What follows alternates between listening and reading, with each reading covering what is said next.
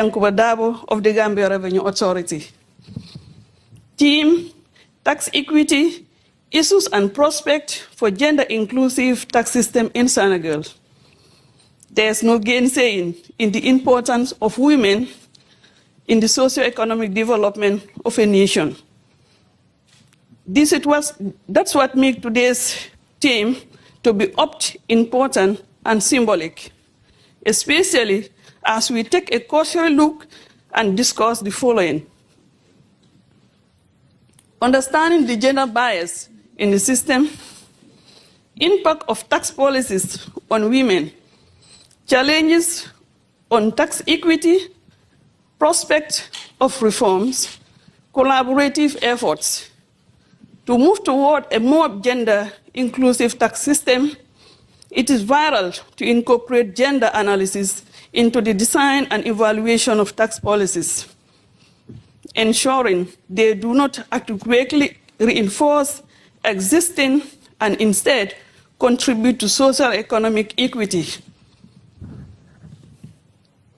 The modern qualities of impact of district facial and gender targeted policy, the modern collaborate to Senegalese economic using micro-level data.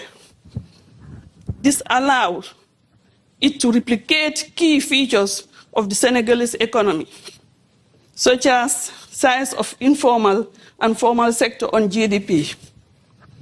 I thank the Senegalese authority, my colleagues with Senegal, participants, for such an honor to grace this occasion. On behalf of Sweet West Africa, I wish to congratulate Sweet Senegal under the leadership of Madam Astou Ndiaye Diop for its remarkable achievement. On this note, I thank you all and solicit for support for which Sweet West Africa to go higher and higher. Thank you.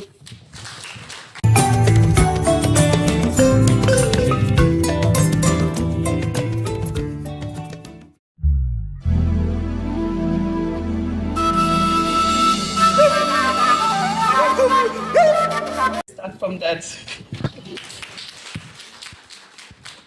Good morning, the representative of the Director General of Taxes and State Properties, the representative of the Director General and Customs, the President of Tax Experts, President Sweet Senegal, members of the press, distinguished ladies and gentlemen, all other protocols duly observed. It is with great pleasure that I stand before you today to deliver a goodwill message on behalf of my Commissioner General, Yankuba Dabo of the Gambia Revenue Authority. Theme: Tax Equity, Issues and Prospects for Gender-Inclusive Tax System in Senegal. There is no gainsaying in the importance of women in the socio-economic development of a nation. That's what makes today's theme to be important and symbolic, especially as we take a cursory look and discuss the following. Understanding the gender bias in the system, impact of tax policies on women, challenges on tax equity, prospect of reforms, collaborative efforts to move toward a more gender-inclusive tax system. It is vital to incorporate gender analysis into the design and evaluation of tax policies, ensuring they do not adequately reinforce existing and instead contribute to social economic equity. The modern qualities of impact of district facial and gender targeted policy, the modern collaborate to Senegalese economic using micro-level data. This allows it to replicate key features of the Senegalese economy, such as size of informal and formal sector on GDP. I thank the Senegalese authority, my colleagues with Senegal, participants, for such an honor to grace this occasion. On behalf of Sweet West Africa, I wish to congratulate Sweet Senegal under the leadership of Madam Astou Ndiaye Diop for its remarkable achievement. On this note, I thank you all and solicit for support for which Sweet West Africa to go higher and higher. Thank you.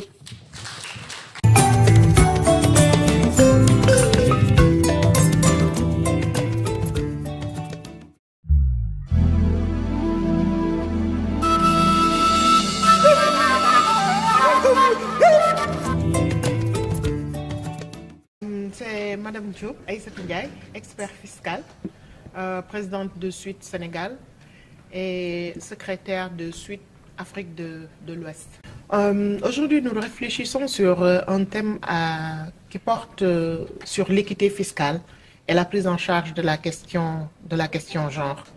Et lorsque nous parlons d'équité, il s'agit d'équité non seulement par rapport à la mobilisation des recettes, ça c'est assez important, et nous le faisons souvent en partenariat avec la DGID, mais nous voudrions également qu'il y ait de l'équité dans la redistribution des ressources au niveau du Sénégal.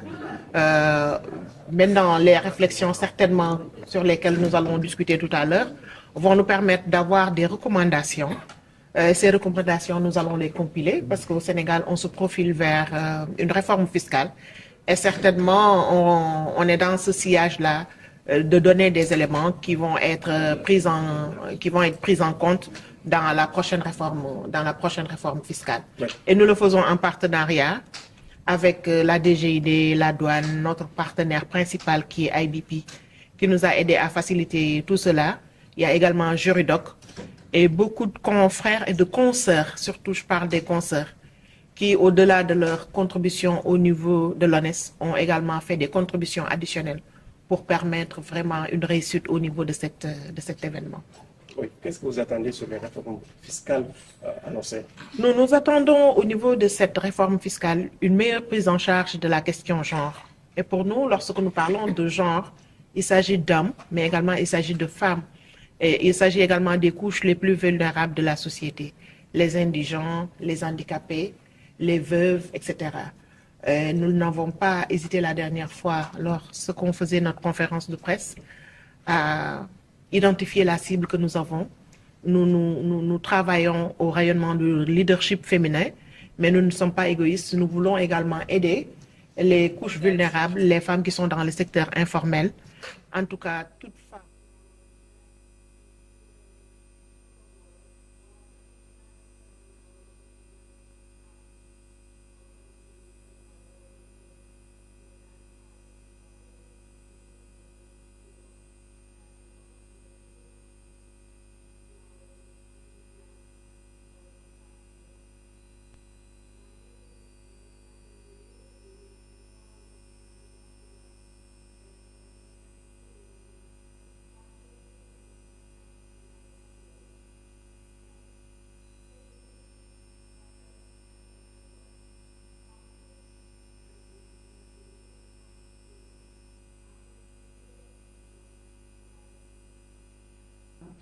Qui travaille, qui a un revenu ou bien qui n'a pas de revenu, comment on peut faire par rapport à notre carrière, par rapport à notre vécu.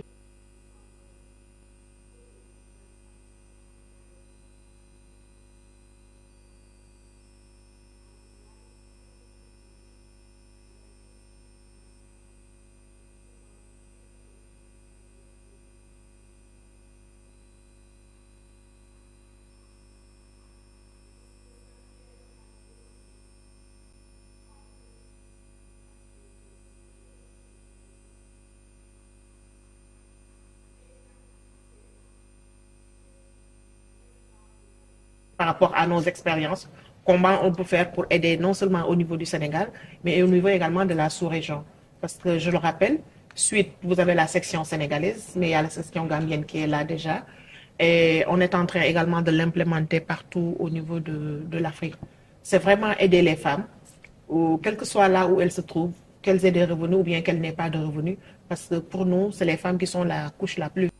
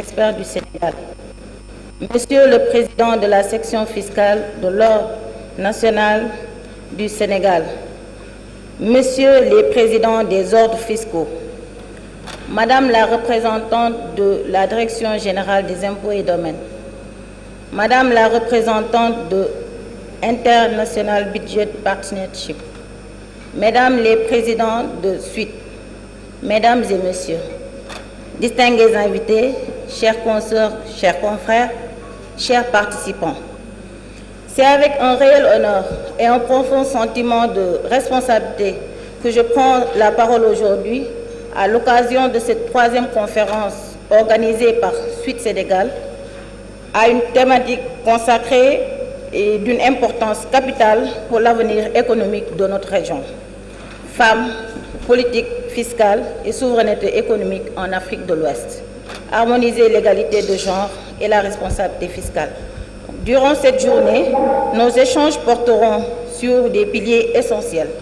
L'évaluation de l'implication des femmes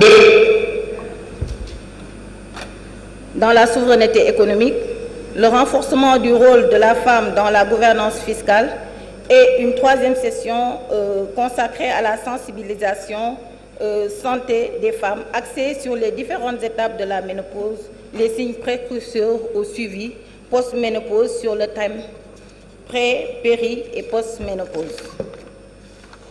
Je tiens à saluer et remercier chaleureusement Madame la Présidente de Suite West Africa, Madame Essie Bouma Sam, pour son leadership, son engagement constant en faveur du développement et du rayonnement de notre réseau dans la sous-région. Je voudrais également saluer l'engagement constant des membres de Suite, dont la mobilisation contribue à promouvoir la place des femmes dans les métiers de la fiscalité et dans les débats relatifs aux politiques économiques de nos États. Aussi, j'adresse mes sincères remerciements à l'ensemble des partenaires institutionnels et aux autorités publiques, administrations fiscales, ainsi qu'à tous les experts universitaires et professionnels présents aujourd'hui pour contribuer à cette réflexion collective. Mesdames et Messieurs, la fiscalité est bien plus qu'un instrument de mobilisation des ressources politiques. Elle est l'un des fondamentaux de la souveraineté économique des États et permet au gouvernement et financiers des politiques publiques d'investir dans les infrastructures, de soutenir l'éducation, la santé et le développement économique. Mais au-delà de sa dimension technique, la fiscalité est également un outil de gouvernance et de justice sociale qui reflète le choix économique et les priorités politiques d'une nation. Dans ce contexte, la question de la place des femmes dans les politiques fiscales et dans les gouvernances économiques devient une question essentielle, car les femmes représentent aujourd'hui une force économique majeure dans nos sociétés. Elles sont entrepreneurs, professionnels, dirigeants d'entreprises, experts responsables, administratives, universitaires et actrices de développement économique. Elles contribuent chaque jour, souvent dans l'ombre, à la création, la richesse et au dynamisme économique de nos pays. Et pourtant, leur participation aux espaces de décision économique et fiscale demeure encore insuffisante. Or, pour une gouvernance économique inclusive et une condition essentielle pour construire les politiques publiques plus justes, plus efficaces et mieux adaptées aux réalités sociales. C'est précisément dans cet esprit que s'inscrit la mission de Suite, qui œuvre depuis sa création à promouvoir la participation des femmes dans les métiers de la fiscalité, encourager l'excellence professionnelle et contribuer à l'émergence d'une nouvelle génération de femmes leaders dans les domaines fiscaux. À travers cette conférence, nous souhaitons ouvrir un espace de réflexion et de dialogue sur la manière dont les politiques fiscales peuvent contribuer au renforcement, à renforcer à la fois l'égalité de genre et la souveraineté économique de nos États. Il est désormais largement admis que le développement économique durable ne peut être atteint sans une participation pleine et entière des femmes à la vie économique et au processus de décision. Mesdames et messieurs, l'Afrique de l'Ouest fait aujourd'hui face à des défis majeurs: la mobilisation de ressources internes, la transformation de nos économies, la formalisation de l'activité économique, ainsi que la nécessité de renforcer la confiance entre l'État et les contribuables. Dans cette dynamique, la promotion d'une fiscalité inclusive et responsable constitue un enjeu stratégique dans nos pays. Je forme le vœu que les échanges qui auront lieu au cours de cette conférence permettent de faire émerger les idées nouvelles, de partager les expériences et de renforcer les systèmes entre les différents acteurs engagés dans la promotion d'une fiscalité plus équitable et plus inclusive. Je suis convaincue que les travaux de cette conférence contribueront à faire progresser la réflexion sur le rôle des femmes dans la construction d'une gouvernance fiscale moderne et au service du développement de nos États. Permettez-moi enfin d'exprimer toute ma gratitude à celles ou ceux qui ont contribué à l'organisation de cette rencontre et qui œuvrent chaque jour pour faire avancer les travaux de justice fiscale, d'égalité et de souveraineté économique. Je vous remercie de votre aimable attention et vous souhaite d'excellents travaux.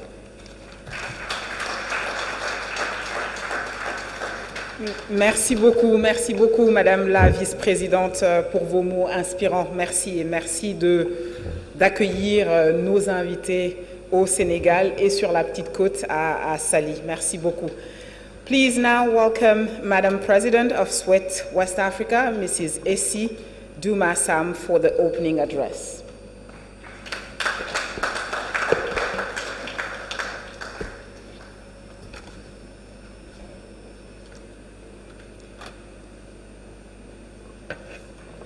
Distinguished guests, honorable speakers, esteemed participants, ladies and gentlemen, it is my great honor and privilege to welcome you to this important third International Society of Women in Taxation West African Conference, held under the theme, Women, Tax Policy and Economic Sovereignty in West Africa, Harmonizing Gender Equality and Fiscal Responsibility. The conference aims to provide a strategic platform for professional development, policy dialogue, and leadership engagement, particularly in advancing inclusive growth and gender-responsive participation within our West African women's economic ecosystem.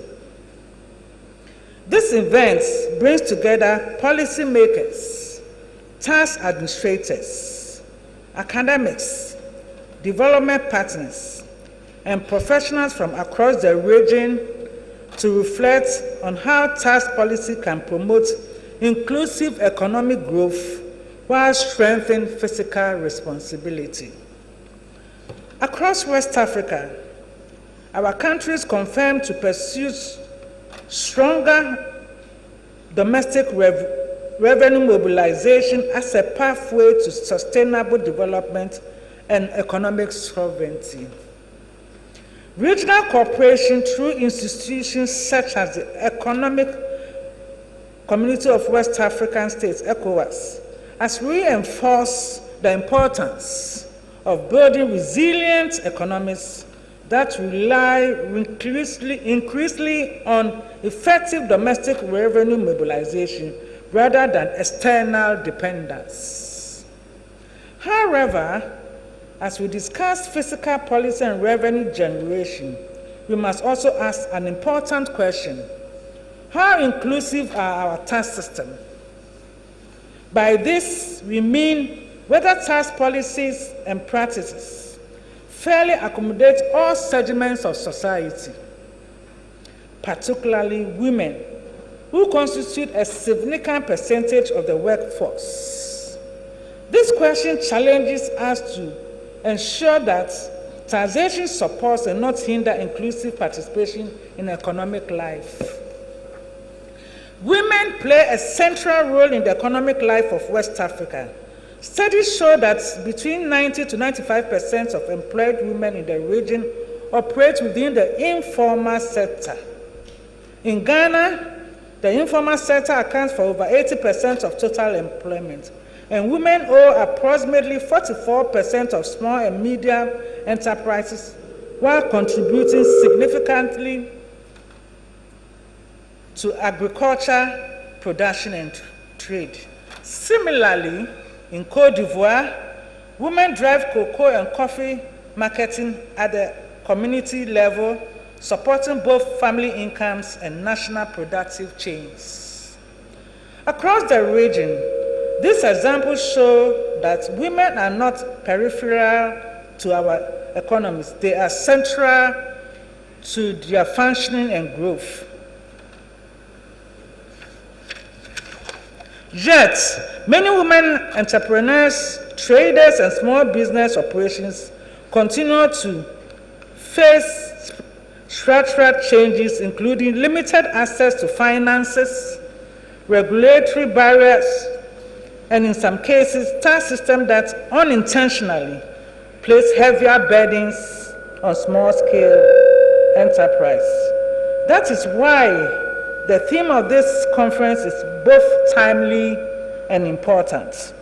Harmonizing gender equality with fiscal responsibility challenges us to rethink how tax policies are designed and implemented. It calls on us to ensure that taxation only mobilizes revenue for national development, but also creates an enabling environment for inclusive economic participation. When tax systems are fair, transparent, and responsive, they do more than raise revenue. They become powerful tools for economic transformation, poverty reduction, and sustainable development.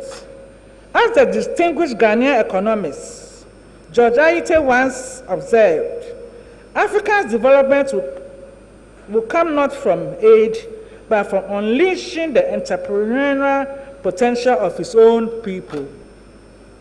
In West Africa, a significant part of that entrepreneurial potential lies with women market traders, farmers, professionals, and business leaders whose contributions sustain our economies every day.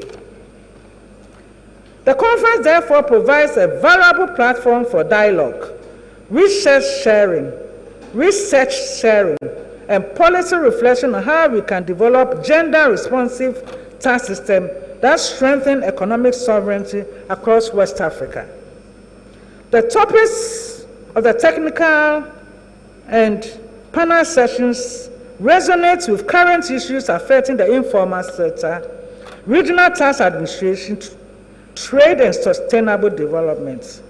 These discussions will help us to identify practical solutions that support both effective tax administration and inclusive economic participation.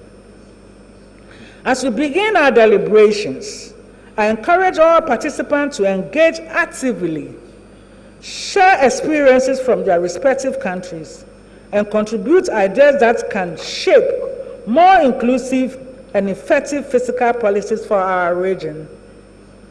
As women, we also experience physiological changes throughout our lifetimes. One such change is menopause. I entreat us to pay closer attention to understanding both pre- and post-menopausal conditions.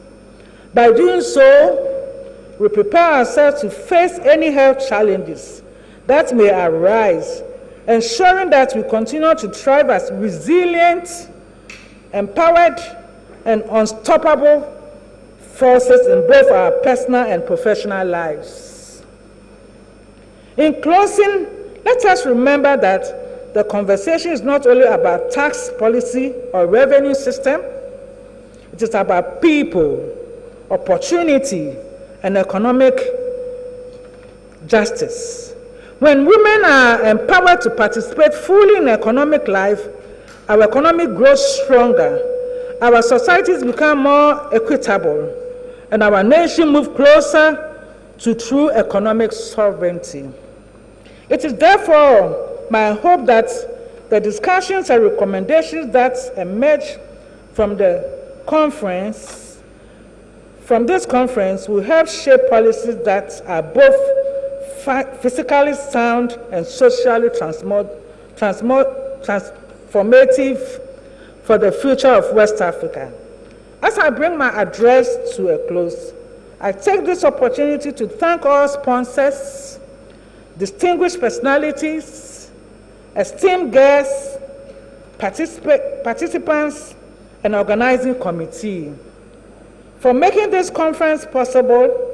On behalf of the regional executives, I wish you a very fruitful and impactful conference.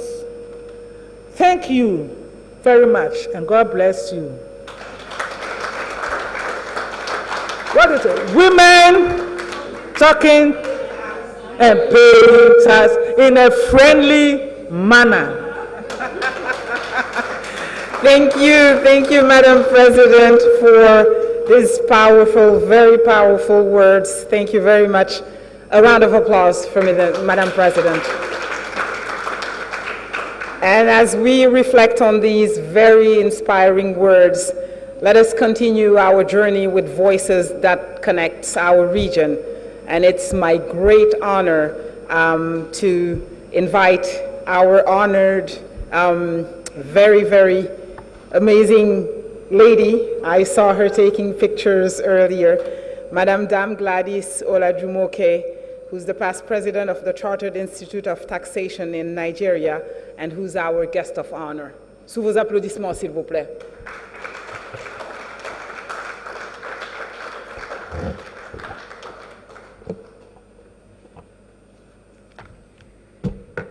Bonjour à tous.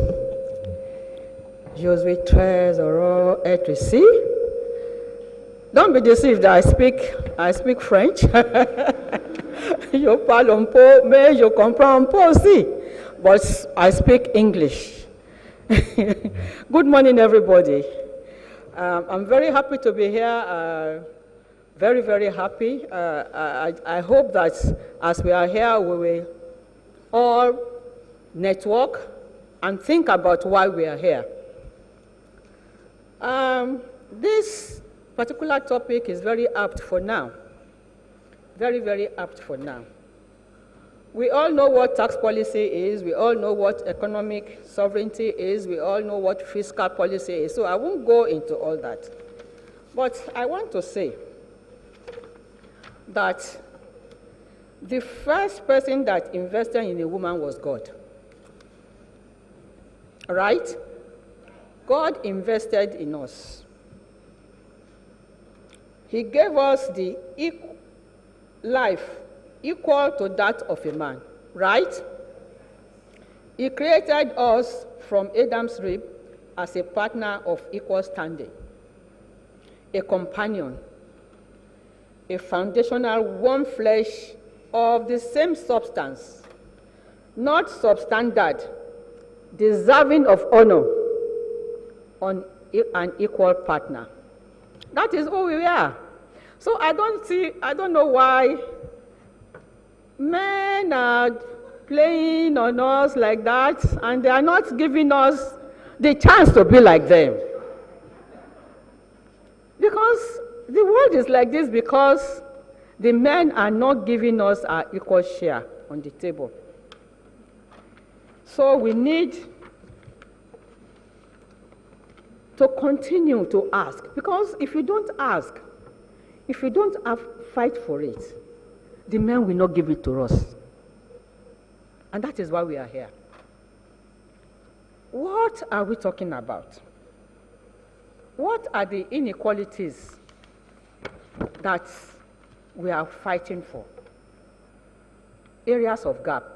Areas of gap include education, access to finance, health and well-being, pay parity, discriminatory hiring and promotion practices, pregnancies discrimination, gender-based stereotyping. These are what we are looking at. And let's look at education. A woman that is educated, if you educate a woman, you educate the community.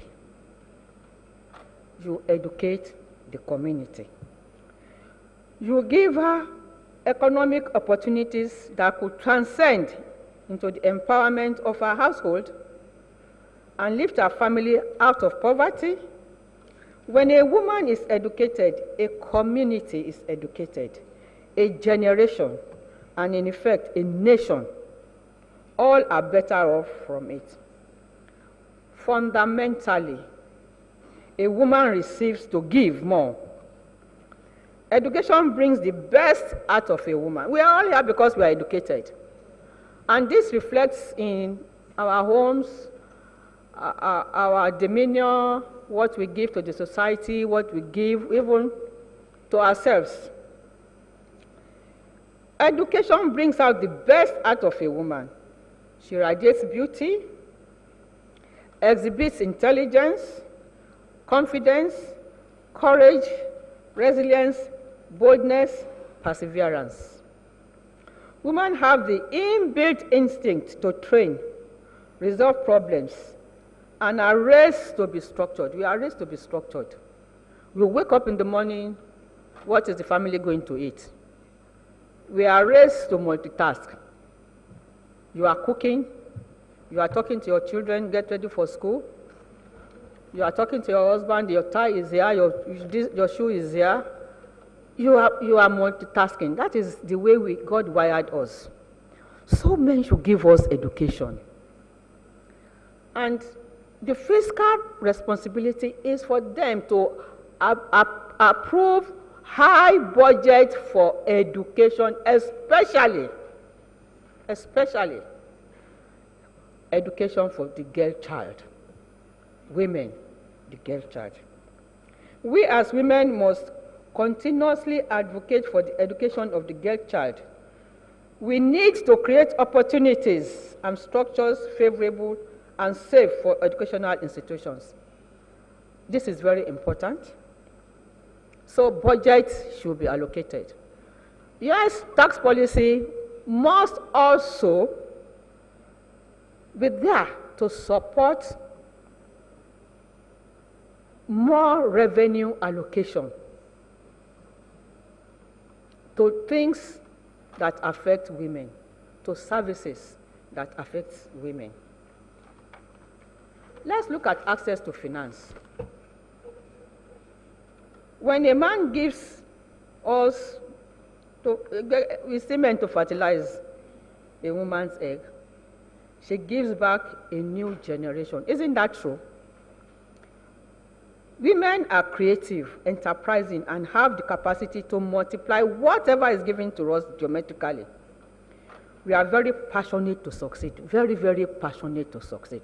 Studies have shown that microfinance programs have shown that women are more likely to repay loans given to them timely. They are entrepreneurial, wired, and are more likely to reinvest their gains in high-yielding businesses, their family's health, as well as education, thereby creating multiple ripple effects in the economy that benefits society as a whole. Women make up about 70% of the micro, small, and medium enterprises and contribute substantially to GDP worldwide. Developing tax incentives to encourage female entrepreneurs will go a long way in promoting women's participation in economic development and reduce gender disparity. Fiscal policies could be tailored such that interest rates for women cooperatives and a certain entrepreneurial venture projects could be single digit. We need it, don't we? We need the tax incentives. We are there. See, a woman can be a fashion designer, can be a food vendor, can be a caterer, can run a nursery school all at the same time. So we need incentives. We need something that will continue to encourage us to do more. Tax incentives, allocation from the budgets to such developments that will endear women to produce more. Health and well-being. Imagine a world without women. The world is because the woman lives. For the world to continue in perpetually, the woman needs to be taken good care of. We need to be taken good care of, don't we? Investing in women's education is key to healthy nations' economic viability. If your home is not settled, if your children are sick, and even men, you know men are babies, when they are sick, what do? You run helter-skelter, Abby? You run helter-skelter for them. So, we that we do that must be given good health facilities. We need to be given good health. When she is healthy, she is productive, ensures the well-being of her family, neighbors, and communities, and this impacts positively in the development of her family and environment. Access to reproductive health services and maternal health care services positively impacts community health and reduces infant mortality rate and maternal deaths during childbirth. Hey, ladies, women, listen to this. Family planning education and free medical services improve the health of the woman because of the spacing of childbearing. She's healthy and has time for her family and business. Isn't that true? The effect of this is that healthier children reduce the pressure in healthcare facilities, and the financial pressure on the facilities is reduced. So if we are given the opportunity to space our children, we give more time because we have future for our children and we take care of them. So this needs to be done. There should be improved access to contraceptive and sex education, especially for the girl child. Should start early to avoid the stories that touch the heart. Government should develop policies that make healthcare materials for women cheaper. The cost of sanitary pads are high, just like the cost of contraceptive for women. Condoms, the men, they can pick condom anywhere. Can't they? They can pick condom anywhere. Condoms, a form of contraceptive for men, are cheap, and men do not use sanitary towels. Contraceptive for women should be highly subsidized or provided free at family planning centers all over the national and state health centers. So the production cost of these items for women could be reduced by tax exemptions of very low tax and tariff rates for the production of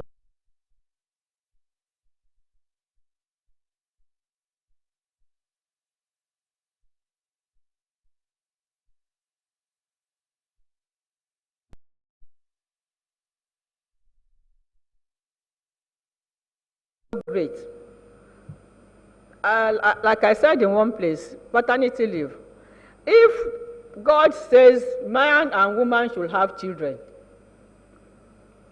and the man goes first, the family is likely to the woman goes first, and the man comes, the family is likely to have just 2 children, because the man will run away. He won't come back to have the second one. He won't. He won't come back to have the second one. So it's good that men are given the opportunity to even be part of the upbringing of the family. So they also need to be given some technical training about the hormonal changes a woman goes through from puberty to menopause. If they do this, they need to understand. And then they will understand that as women, we are given so much, and so much should also be given back to us in terms of health. Pay gap. Inequality in pay gap. Pay gap is where employees of different genders are paid differently for performing the same job with the same qualification and responsibility. This is discriminatory and should be discouraged. I'm sure some of us have been subjected to this kind of thing. We know it happens. You do the same thing as a man does, and the pay parity is just there. And this is very discouraging and does not encourage economic sovereignty. Discriminatory hiring and promotion practices.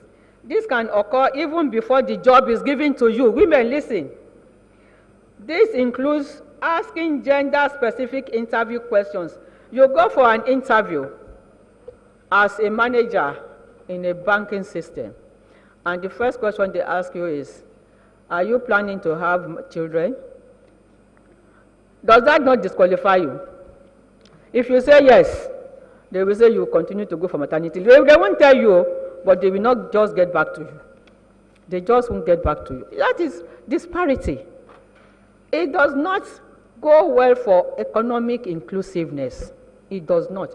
Because a woman, if you look at the CEOs, the female CEOs all over the world, they are doing great. But let me ask, how many of them own the companies that they lead? How many of them? How many of them get there without fighting? Do we need to fight? We have the qualification. And if we are encouraged to get to the top and then they give us inclusive opportunity to invest, the economic sovereignty of our nations will be sustained. Leadership roles. Now, give a woman a policy role and she brings to bear all that God has deposited in her to make inclusive decisions. Bring diverse perspective to challenges, provide innovative solutions and reorientation to the mindset of the people who work with them. They train them, create career opportunities. Countries with a greater percentage of women in governance are often more progressive and prosperous. Isn't this true? Unfortunately, women's economic rights are being undercut by weak enforcement and policy gaps across 190 economies, according to the latest Women, Business and Law report, released by the World Bank Group, which shows that laws designed to ensure equal opportunities are only half enforced globally. The World Bank's Group Chief Economist and Senior Vice President for Development Economics, Indemit Gill, stated, on paper, most countries are doing reasonably well. The average country scores 67 out of 100 on the adequacy of laws to enable economic equality between women and men. But listen to this. On paper, you will see the assembly will say, oh, we have done this, we are going to do this, we have done this. That is on paper. The reality on ground, however, is that implementation of the policies has been a mirage, especially in developing countries. In Nigeria and in most countries in West Africa, women have given a lot, especially in terms of equal pay for equal skills. In terms of tax policies and fiscal responsibilities and female representation, the likes of Mrs. Olufumi Ansom Kuti, Fela Ransom Kuti's mom, she fought the government of Nigeria to a standstill. When the government said they were going to pay, that women are going to pay so much taxes, she said no. And she fought the government, the colonial government, she fought them to a standstill until the decision was rescinded. They did that. Mrs. Margaret Ekpo and the Aba tax riot women participants did a lot for women in terms of low tax rates by women and tax policies as they affect women. Since then, not much has been done. As we speak, there has not been much intentional or deliberate policies on. These are the things we are going to start to fight for. Policies on women's rights on equal pay, gender bias in lending, strengthening the enabling environment, tax incentives, lending through innovation, gender-based violence, early marriage, genital mutilation. All these affect women in different ways, especially economically. Challenges in implementation of policy. Yes, we have challenges, but we must continue to fight on. As women, we must continue to fight on. I want to appreciate Society of Women in Taxation. While I was trying to put this together, I decided to Google what women in West Africa have done concerning this. And please go and check your Google.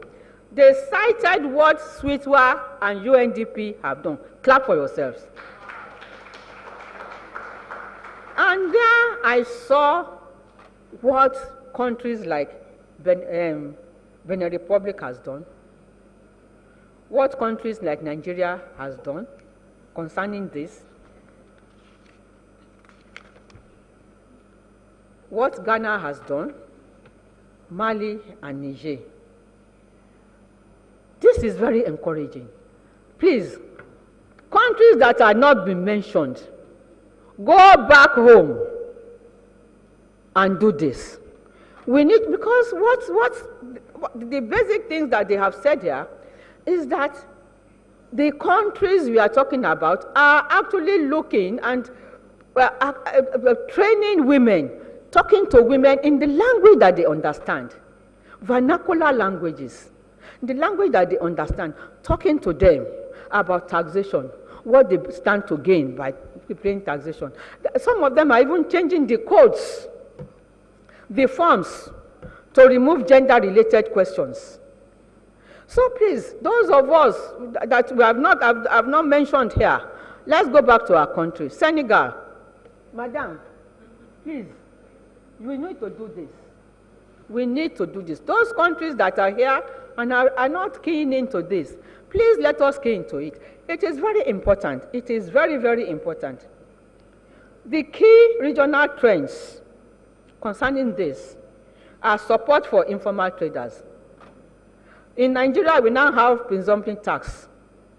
And I think Ghana is also there. And countries are encouraging women to do this. And they are also fighting their assemblies. In Nigeria, we are fighting, we are asking, because if you are not in the policy-making position, they won't understand you. And they won't give it to you free. You have to fight. You have to fight for it. You have to fight for it. Regional cooperation and experience. Now I have talked about Niger, Benin Republic, Niger, Mali, Nigeria, Ghana. Let us share our experiences. I read this. Google gave me this. SWITWA, put it on our platform. Let us know what other countries are doing. Let us learn from each other. That is why we are here. We need to learn from each other. We need to promote everything. We need to also seek, the UNDP, for example, OECD, for example, is there to give us technical support. Let us seek for the technical support. In conclusion, the success of the harmonization of gender equity and fiscal responsibilities in West Africa requires intentional policy frameworks that address the unique challenges women face in doing their business. There is an urgent need to prioritize gender-sensitive fiscal policies. If this is done with all sincerity of purpose and political will, the West African nations can promote economic sovereignty and advance the well-being of women, ultimately leading to a more equitable and sustainable iconic future for all. ladies and gentlemen here present, I implore us to go back and look at all these issues. Women are not in the political sphere. If you are not there, nobody is going to fight for you. Let us support women to seek for political positions. If you are not there to talk about it, the women don't understand us, they can't understand. We are as complex as what we are talking about. We are very complex. They won't understand. Let us support each other politically to go to the policy-making body, the National Assembly, the State National Assembly. Good morning, everybody. Thank you for listening. Thank you to our guest of honor. Thank you very much. On va passer maintenant à l'allocution de la conférencière d'ouverture. Et c'est un honneur de recevoir Madame Lucienne Codou-John, qui est directrice du Centre de recherche d'études de documentation sur les institutions et les législations africaines, Crédilea. Madame John.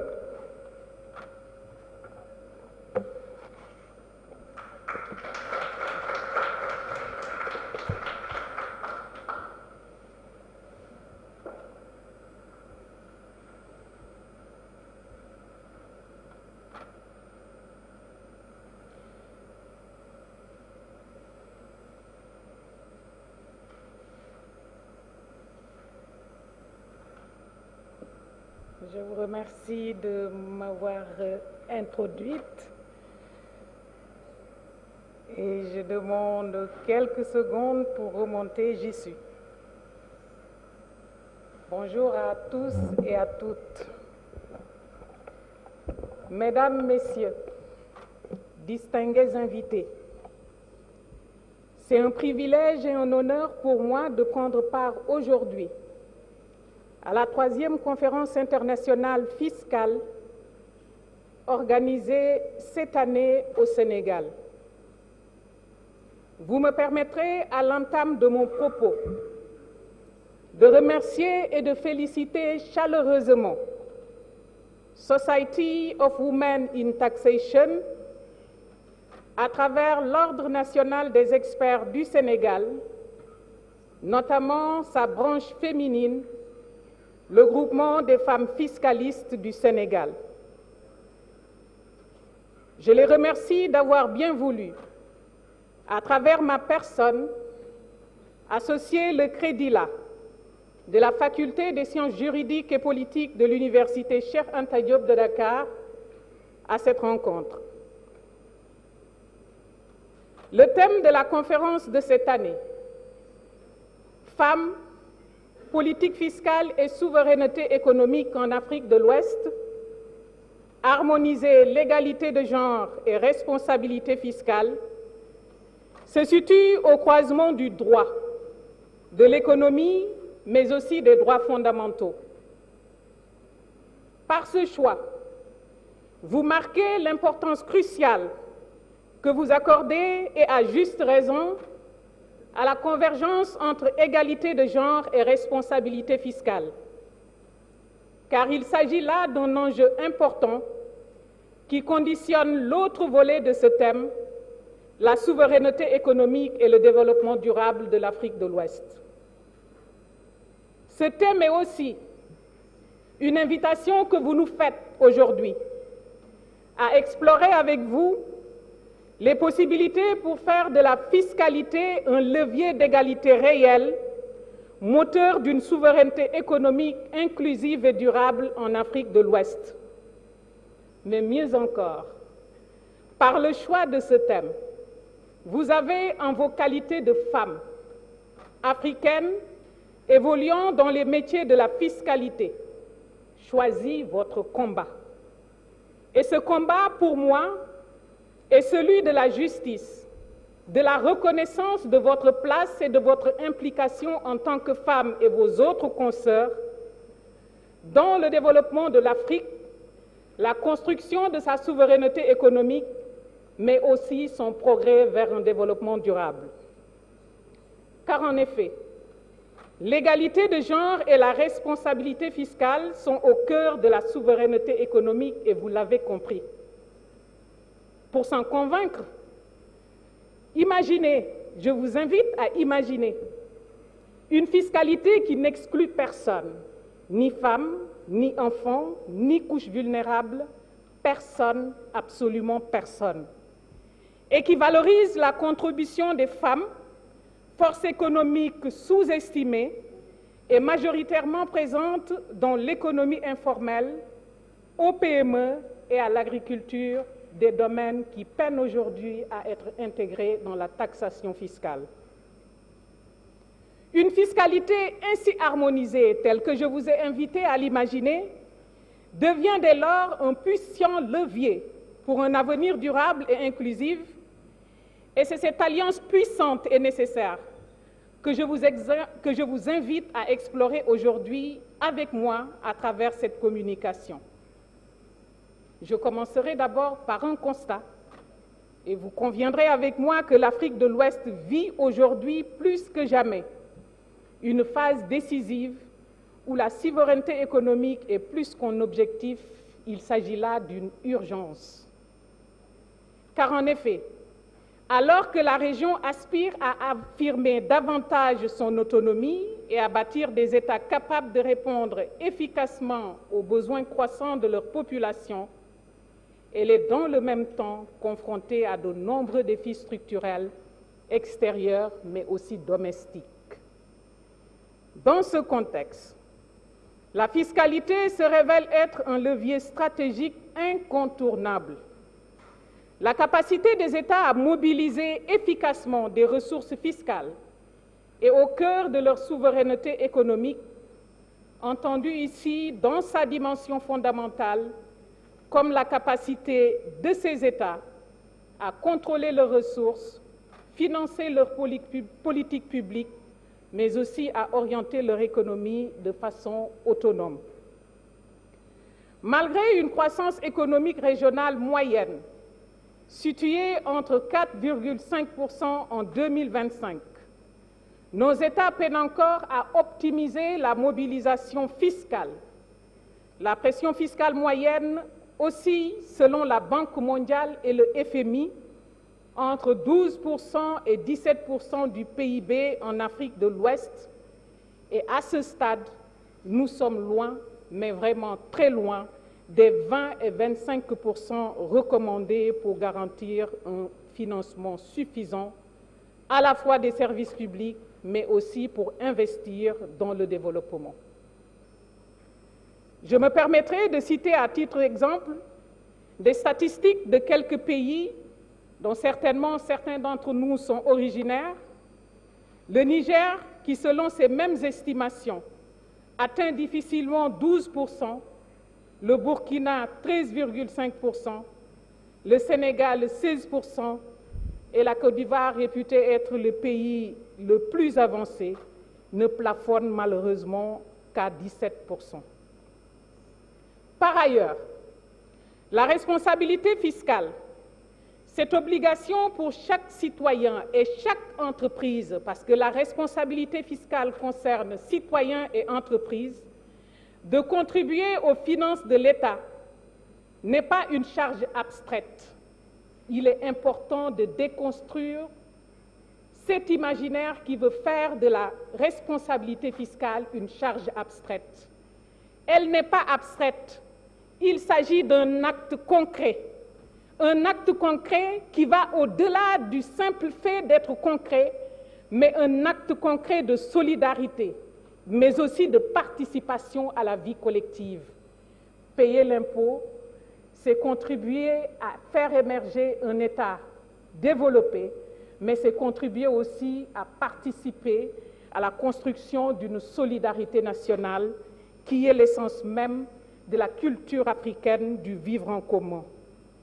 Cependant, la question de l'égalité de genre reste une tâche dans cette responsabilité fiscale. La participation pleine et effective des femmes à cette responsabilité reste encore en Afrique de l'Ouest insuffisamment prise en compte dans plusieurs pays, et cette situation découle de plusieurs facteurs. La place importante de l'économie informelle, qui couvre, selon les estimations de l'Organisation internationale du travail, jusqu'à 70% des emplois féminins, largement hors du système fiscal, freinent en effet la contribution effective des femmes. Les femmes travaillent beaucoup en Afrique, mais les femmes travaillent en marge de ce qui est formalisé, et cette marginalisation qui les place à la lisière du formel constitue un obstacle à leur participation effective à la responsabilité fiscale. Il s'agit là d'un obstacle que nous devons lever, car ce blocage, tel que nous venons de le décrire, est exacerbé par des difficultés d'accès des femmes au crédit bancaire. Et ces difficultés d'accès limitent la création et la formalisation d'entreprises féminines. L'accès des femmes au crédit. Si nous portons aujourd'hui le plaidoyer d'une contribution des femmes à la fiscalité, disons-nous la vérité, nous devons en même temps porter le plaidoyer d'une facilitation de l'accès de ces mêmes femmes au crédit. L'un ne peut aller sans l'autre. Et il est de notre responsabilité de construire un plaidoyer pour que cela devienne réel en Afrique de l'Ouest. Et j'ose espérer, j'en suis presque convaincue, que ce qui nous réunit aujourd'hui nous permettra de dégager des pistes pour que ce plaidoyer soit porté. Les inégalités de genre dans la gouvernance fiscale restent aussi un obstacle à la contribution fiscale des femmes. Et cette réalité est assez prégnante en Afrique, car selon l'OCDE, les femmes représentent moins de 20% des cadres dans les administrations fiscales ou les ministères des Finances des pays de la région Afrique de l'Ouest. Nous faisons beaucoup de politique, les femmes s'engagent en politique, les femmes étudient, les femmes sont diplômées, mais nous peinons encore à nous imposer dans les instances de décision et cet obstacle aussi doit être surmonté. ONU Femmes estime que pour l'année 2023, cette sous-représentation freine l'émergence d'une fiscalité progressive et sensible au genre. Si les femmes ne sont pas là où se discutent les décisions concernant la fiscalité, la prise en compte du genre dans les politiques fiscales ne sera que chimère. Cette réalité que je viens de décrire interpelle et impose que l'on conjugue étroitement égalité de genre et responsabilité fiscale, deux leviers indépendants, mais nécessaires pour bâtir une fiscalité juste et efficace, vectrice de souveraineté économique. En effet, dans ce contexte où les inégalités restent criantes et où les femmes continuent de pâtir d'une marginalisation structurelle, notamment dans la responsabilité fiscale et la gouvernance économique, l'enjeu devient double. Il s'agit en effet de s'interroger sur comment mobiliser les ressources nécessaires sans aggraver les disparités de genre, mais aussi comment bâtir une fiscalité au service du développement durable, de la justice sociale et de la souveraineté économique véritable. Ces interrogations convoquent une redéfinition urgente des pratiques actuelles. Elles appellent à une intégration pleine et systématique de la dimension de genre et de la responsabilité fiscale des femmes afin d'harmoniser deux impératifs à la fois sociaux, économiques, souvent traités séparément, mais intrinsèquement liés. Pourtant, au milieu de ce panorama, nous avons des bonnes pratiques. Des initiatives récentes illustrent en effet cette dynamique d'harmonisation pour une fiscalité plus juste, efficace et porteuse d'avenir.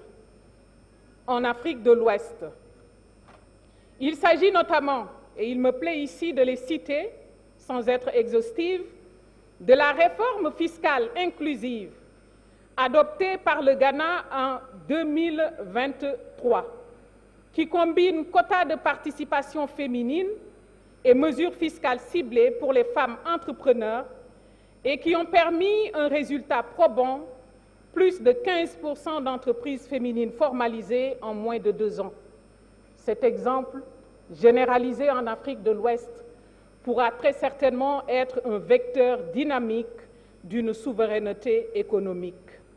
Nous avons aussi l'exemple du Libéria, avec l'adoption en 2021 de la budgétisation sensible au genre.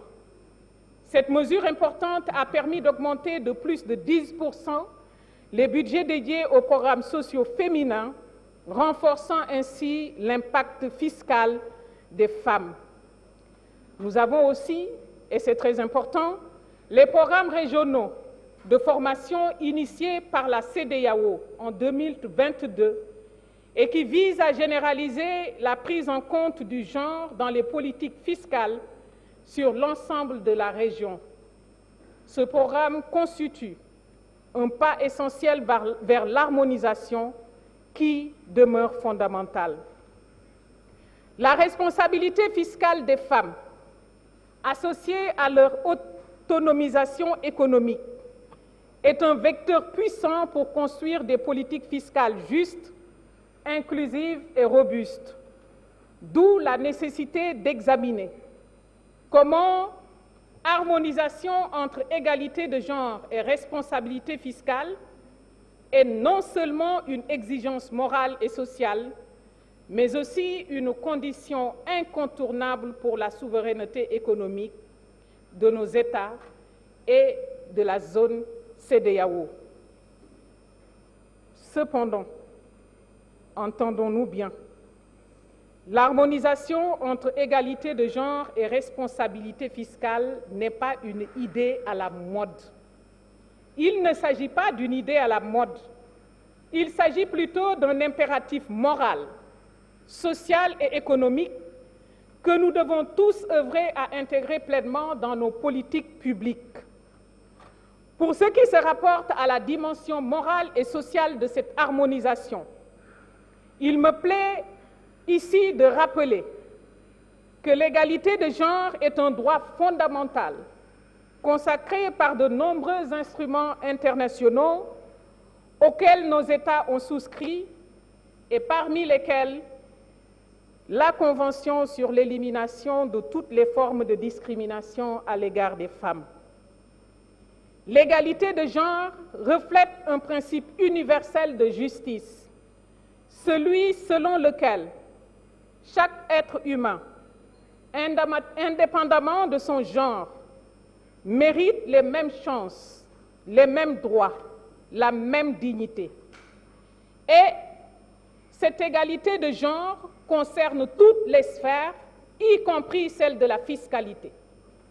C'est bien de le rappeler, mais surtout d'insister. Nous parlons souvent d'égalité de genre, mais très souvent, nous oublions d'intégrer des domaines importants tels que la fiscalité. Et pour ceux d'entre nous qui seraient perplexes face à cette assertion et qui se posent la question « Pourquoi la fiscalité est-elle concernée par l'égalité de genre ?» La réponse est simple, parce que c'est là que se joue la redistribution des richesses. Parce que c'est là que se joue la redistribution des richesses, le financement des services publics et la structuration même de notre pacte social.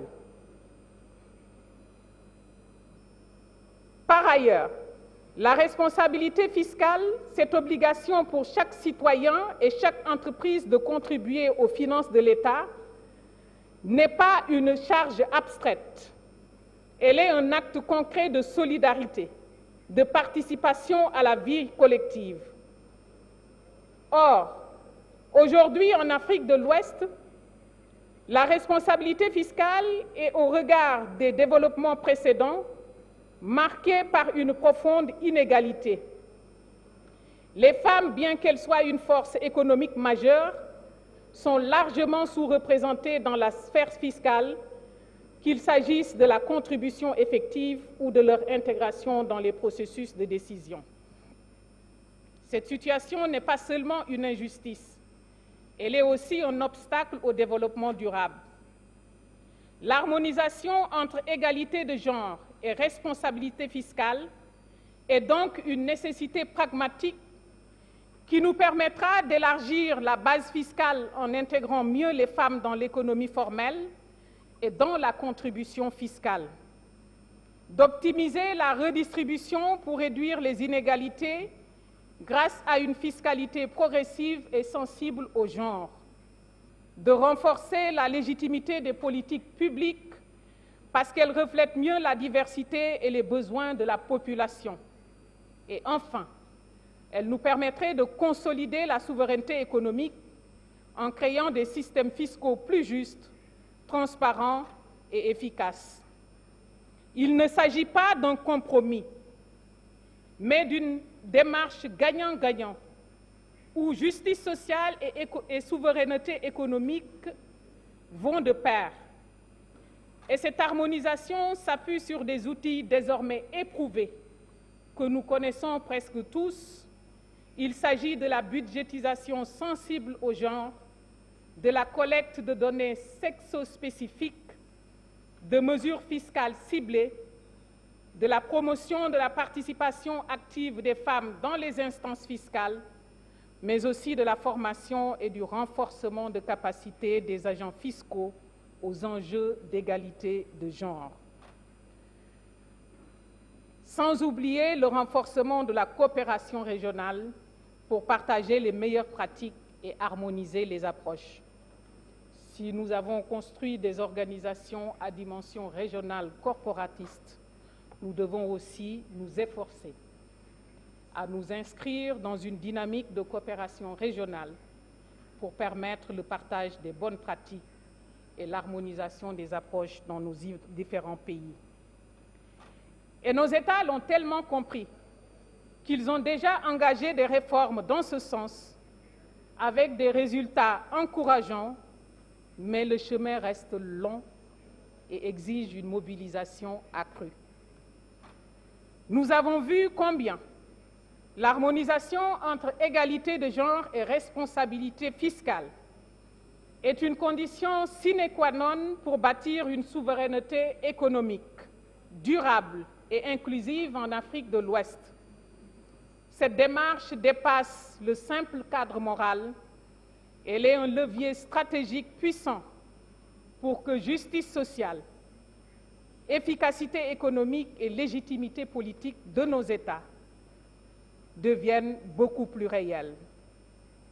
Dès lors, l'ignorer, c'est laisser perdurer des inégalités coûteuses. Mais la promouvoir, c'est investir dans un avenir plus équilibré, plus prospère et plus souverain. Et pour approfondir ces enjeux, nos échanges se poursuivront lors des 2 panels qui vont suivre. Le premier panel portera sur l'évaluation de l'implication des femmes dans la souveraineté économique des États d'Afrique de l'Ouest, à un moment essentiel pour mieux comprendre les avancées, mais aussi les obstacles, parce qu'il faut les identifier pour les contourner, et les opportunités. Le second panel s'attachera au renforcement du rôle clé des femmes dans la gouvernance fiscale, afin d'identifier ensemble les stratégies qui permettront d'accroître leur influence et leur contribution dans ce domaine décisif. Ce rendez-vous qui nous réunit aujourd'hui est une opportunité, certainement parmi tant d'autres qui l'ont précédé, de co-construire des solutions concrètes, innovantes et adaptées à nos réalités. La qualité de nos échanges aujourd'hui conditionnera, soyez-en sûrs, l'impact de nos actions, de vos actions en tant que femmes fiscalistes de demain. Pour conclure, j'aimerais lancer un appel. Faisons de cette exigence morale et sociale le socle de politiques fiscales innovantes et inclusives, parce que la justice sociale, l'égalité de genre et la souveraineté économique sont indissociables.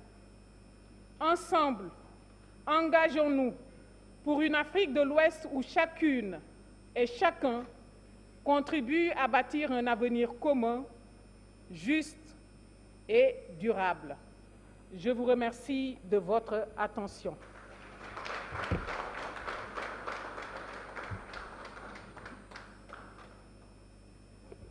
Merci beaucoup, Madame John. Merci beaucoup pour cette contribution très précieuse. We would like to extend our heartfelt thanks to our distinguished dignitaries for honoring us with their presence today. Mr. Mike Kofi Aflou, past WATI President. On applaudit, s'il vous plaît. Thank you for being here. Mr. Saliu J, past WATI President also. On applaudit très fort. And Dr. Ruth Fabiola Adimula, Sweet West Africa Pioneer Regional Chairperson. Thank you for being with us today. Thank you. We will now hear from the presidents of the Tax Association for their goodwill messages. Je voudrais appeler le frère du Bénin, le président de la BFIP, M. Ulrich Pakpo, s'il vous plaît, sous vos applaudissements. Vous avez quelques mots pour nous, Monsieur Ulrich? Oui. Merci de l'accueillir bien fort, s'il vous plaît.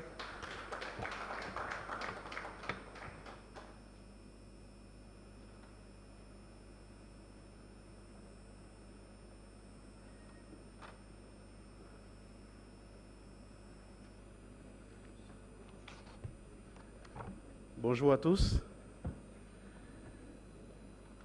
Bonjour à toutes. Monsieur le Président du WATI,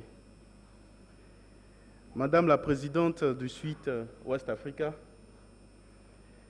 Mesdames les membres du Bureau du Suite West Africa, Messieurs les membres du Bureau exécutif du WATI, Messieurs les Présidents des ordres et associations de fiscalistes de l'Afrique de l'Ouest, Mesdames et Messieurs les invités spéciaux de la CEDEAO, Direction générale des impôts et des domaines, cadre du ministère en charge des finances, en vos rangs et grades, tout protocole observé, je vous salue au nom de l'Association béninoise des fiscalistes du privé et suis très honoré d'être au pays de la Teranga, à vos côtés.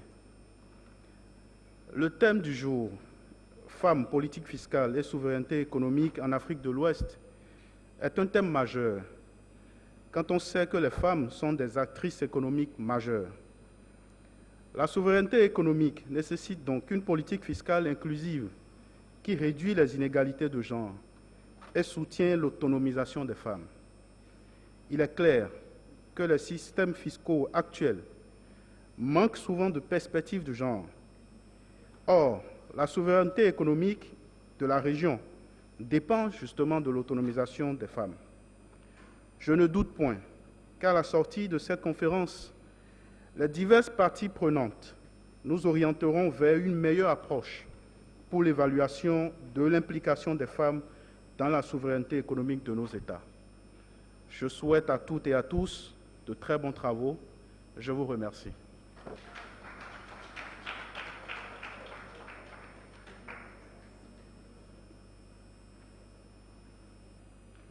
Merci beaucoup et c'est un plaisir de vous accueillir, de vous avoir au pays de la Teranga. Je vais à présent appeler le Dr Mohamed Djei de l'Ordre national des experts du Sénégal pour ces mots. Sous vos applaudissements, s'il vous plaît.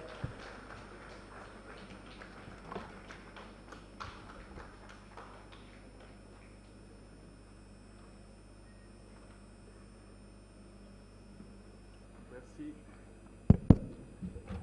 Bonjour, chers consoeurs, chers confrères, Madame la directrice des affaires civiles et du Sceau, Madame la directrice générale du Crédit-là, merci pour votre brillant discours introductif. Distingués invités, chers confrères et chers sponsors, surtout celles et ceux qui viennent des pays étrangers, des pays frères, je dirais, qui sont venus en nombre pour rappeler l'UDFAO compte 11 États membres. Donc, c'est pratiquement les États de l'UEMOA, plus les États anglophones, le Nigeria, le Ghana, la Gambie, le Libéria. Donc, merci d'être venus en nombre et bienvenue au Sénégal, pays de la Teranga. Je voudrais aussi remercier nos partenaires, nos sponsors, en particulier la DGID, qui est aujourd'hui bien représentée ici. Je voudrais qu'ils soient véritablement applaudis pour leur soutien matériel, humain et financier.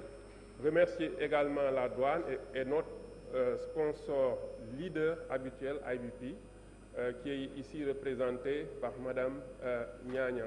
Hein? Je pense qu'elle doit être là dans la salle. Pour terminer, je voudrais vivement féliciter Suite, donc sous-régionale, mais également Suite Sénégal pour cette organisation vraiment, je dirais, presque impeccable.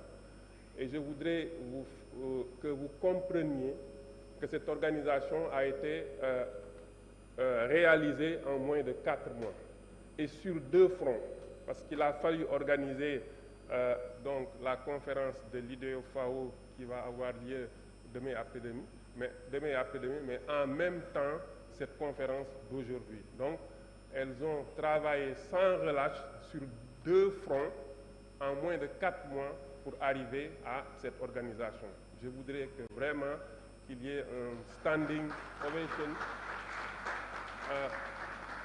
pour nos dames qu'il faut véritablement, on dit en Afrique que les vieillards, il faut, surtout au Sénégal, il faut bien laisser les vieillards à la maison, mais je pense qu'il faut associer les dames à tous les grands défis. Voilà mon dernier mot. Merci à tous et bonne conférence.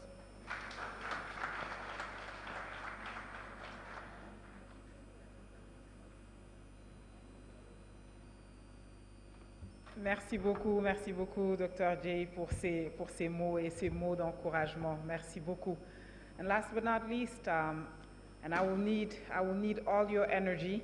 Je voudrais appeler from Ghana, Mrs. Ernestina C. Apia, and I would let's give her a round of applause. And that's why I finished by her, because it's the first time that they have a woman president. So let's give her a round of applause.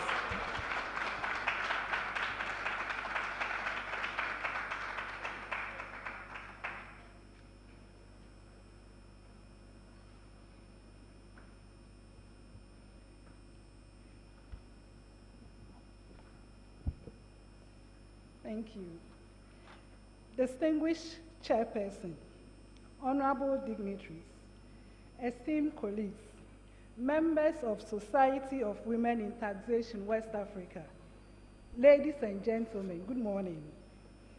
It is a profound honor and privilege to join you in this beautiful city of Mumbai, under the warm hospitality of the Republic of Senegal, for the 3rd International Conference of the Society of Women in Taxation West Africa, SWAIT. I bring you warm greetings from Ghana. I wish to express my sincere appreciation to the organizers for the kind invitation and their remarkable work in advancing the role of women in taxation across our region. The theme of this conference is not just relevant, it is bold. Women, tax policy, and economic sovereignty in West Africa, harmonizing gender equality and fiscal responsibility. This theme challenges us to rethink who sits at the decision-making table and whose perspectives shape the fiscal future of our region. Let us be clear, taxation is power. It determines who contributes, who benefits, and ultimately, how nations grow. If women are absent from these conversations, any systems, no matter how technically efficient, will never be fully equitable. Across West Africa, women are already driving economies, leading businesses, supporting households, and sustaining communities. Yet, when it comes to tax policy and fiscal governance, their influence does not yet match their impact. Platforms like this conference provide a vital opportunity to reflect, challenge existing paradigms, and shape a more inclusive growth forward. Sweets must be commended for the vision, courage, and commitment to building a network of women who are not merely participants in the system, but the architects of the future. As the first female president of the Chartered Institute of Taxation, Ghana, I stand as a testament to what is possible when barriers are broken and opportunities are extended. However, my presence here must not be seen as an exception. It must become the norm. Let us continue to mentor, support, and create clear pathways for the next generation of women in taxation.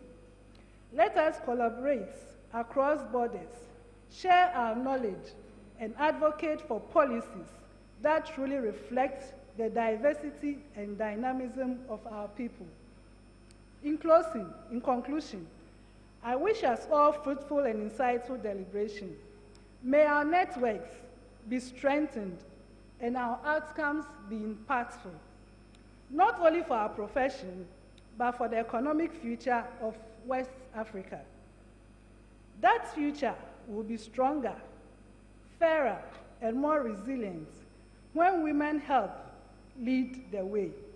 That future begins with us, here and now. Thank you.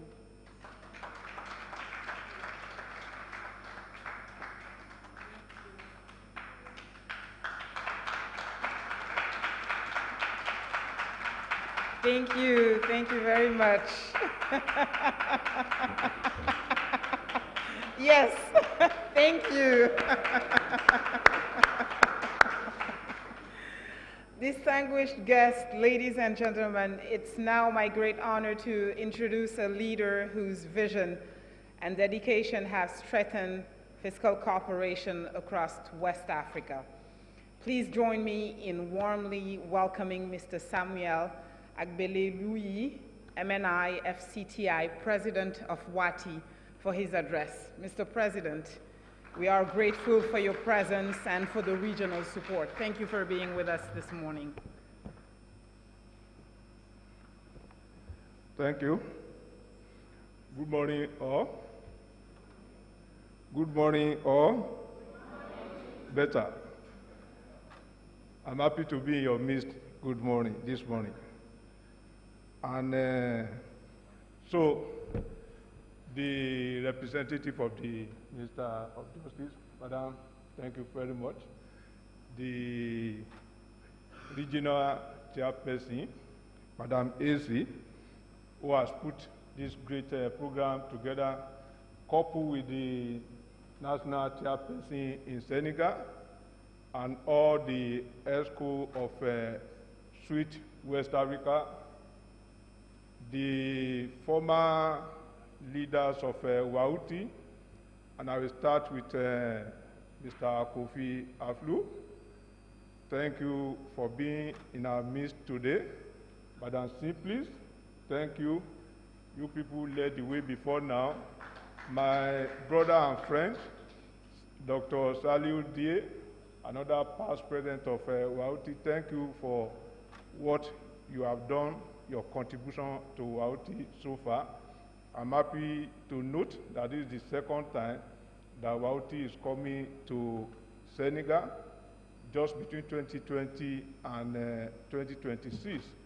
And while we give credit to God, we need to recognize the place of Dr. Saliu Die, his effort, his interest, his passion for WAUTI. Thank you very much. I recognize the president of the member bodies, and for the purpose of bias, I will start from Ghana. The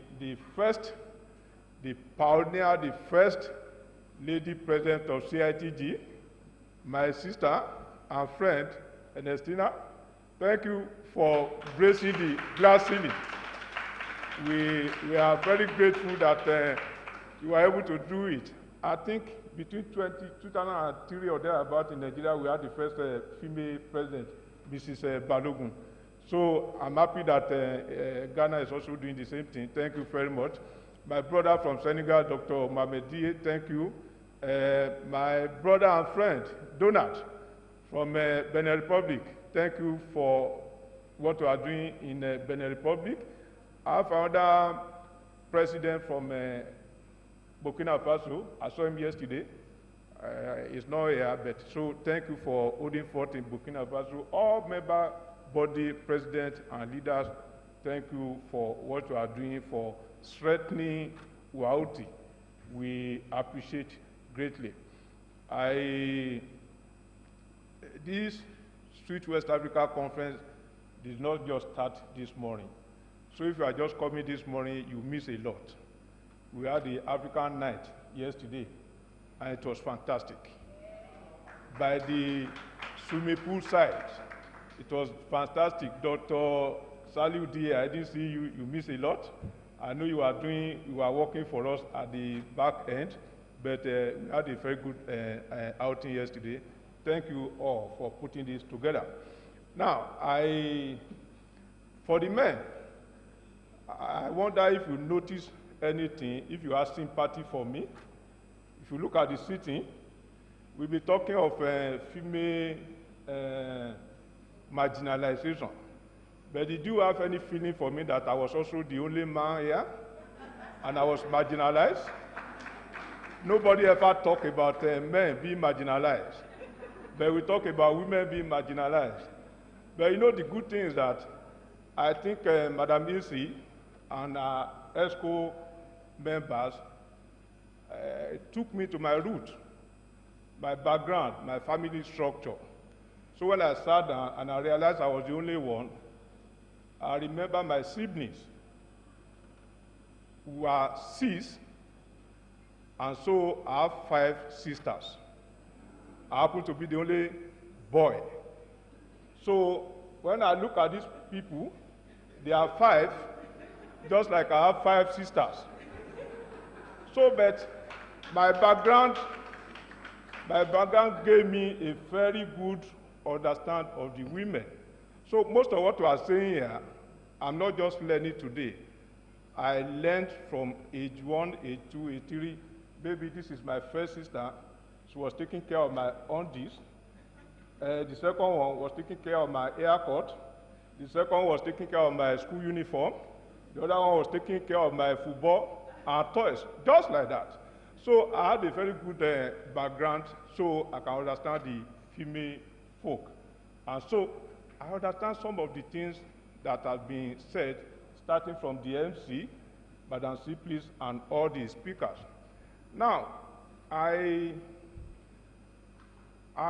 also need to say this, because the situation is changing, and we need to also appreciate that.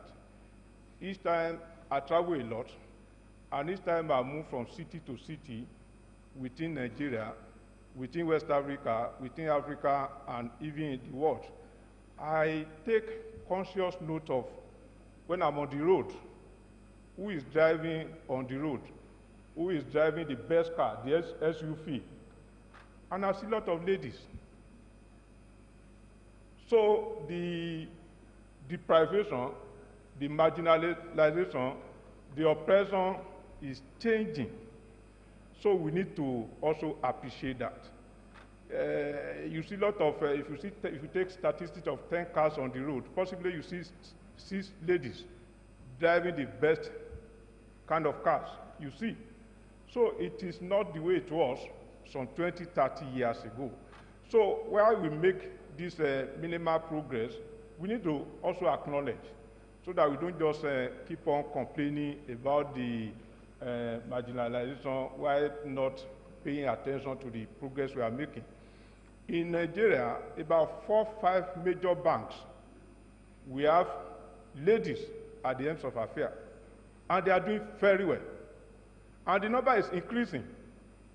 So if you are a lady, please, you may need to change your mindset that the situation is changing. So also find your way at the top echelon of the corporate, even the political world, because many men have come to realize that you can no longer stop the women from moving forward. So that is my personal observation, and that is my comment as an intro. And so when we gather like this, periodically, every year, every 6 months, as the case may be, I believe we are not wasting our time, because in Nigeria, I've seen the benefit of the kind of conferences, seminars we have been having over the years. Sometimes it may look like the political leaders are not listening, and most of the time they don't listen. It's the nature of the politicians. They just want to do what they like, what they believe in, but in most cases, that is our situation. But I've come to realize, particularly our experience in Nigeria in the past 2 years or thereabout, that the politicians, if we keep on, the professionals, if we keep on doing what we are doing, one day the benefit and the result will come out. So, CIT in Nigeria, we'll be talking about most of these things we are saying here for as long as I can remember. But it was like the politicians were not listening. But precisely in 2023, there came a president who said he needed to look at the taxation system in Nigeria and eradicate all the obsolete law, eradicate all the multiplication of taxes, the multiplicity and the likes, and bring out a new law so that Nigeria can compete with the rest of the world in terms of a good tax system. So we have that, and some of us here participated in the bringing about of that law. And I also know that we have women in that committee who also contribute, but the age-long marginalization of the ladies, of the women, will not evaporate overnight. And I'll give you an example. When that law was being put together, the Society for Women in Taxation reached out to me that anything and everything that is not in support of the women, we must also remove. And as you know, they also reached out to most members of the committee. And we felt that we had a fair tax law that has taken care of the interest of the women. So now the laws are being implemented in Nigeria as we speak. So a lady walked to me recently and said, that law is not fair to the women.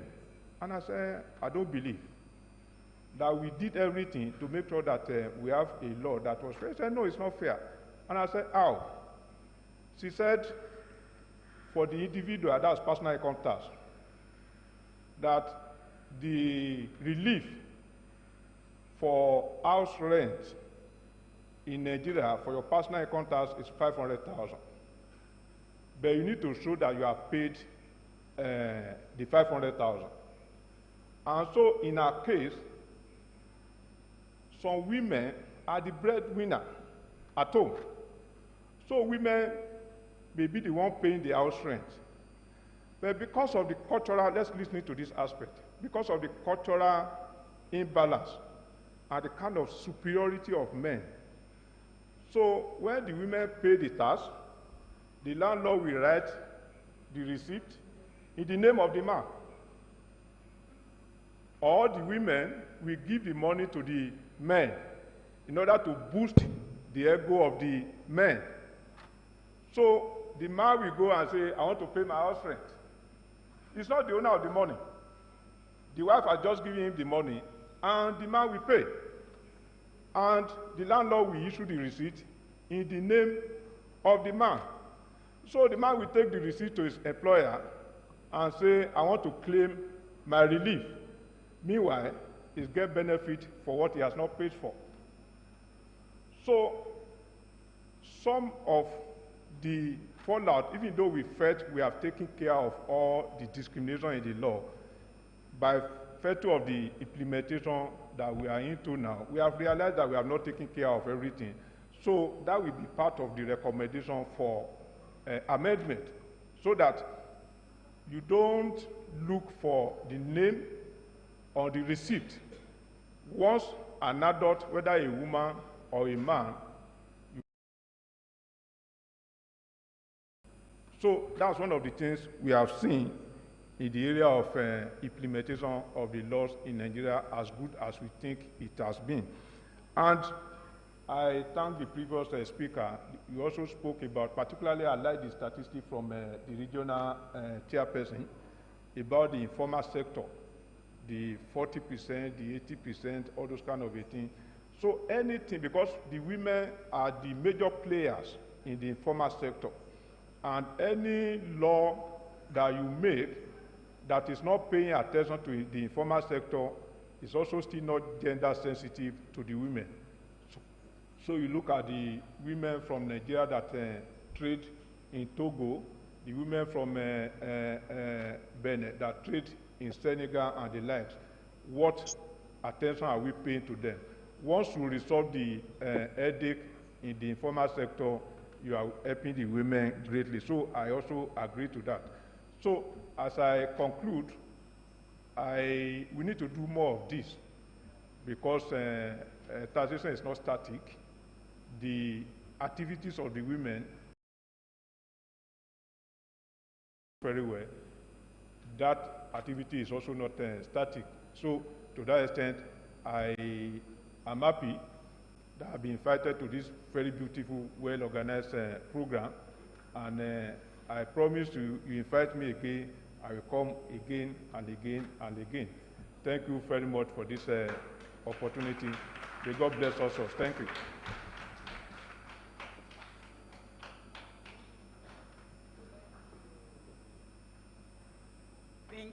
Thank you very much, Mr. President. Thank you very much. On voudrait remercier nos sponsors, parce qu'effectivement, quand on organise une conférence, c'est parce qu'il y a des sponsors derrière, et c'est important de les remercier. On va remercier la DGID, la Direction Générale des Impôts et Domaines, sous vos applaudissements, s'il vous plaît. IBP aussi, sous vos applaudissements, s'il vous plaît. ACEP, s'il vous plaît. La Direction Générale des Douanes et SDT. Et parce que la Direction Générale des Impôts et Domaines, et tout à l'heure, le docteur J. Mohamed l'a d'ailleurs rappelé, est l'un des plus grands sponsors. IBP aussi, mais IBP, on aura Mme Nyanya Cham tout à l'heure qu'on entendra. On voudrait quand même appeler Mme Djabi Yamakwate, qui est la directrice des moyennes entreprises et qui représente Monsieur Jean Connet, s'il vous plaît. Sous vos applaudissements.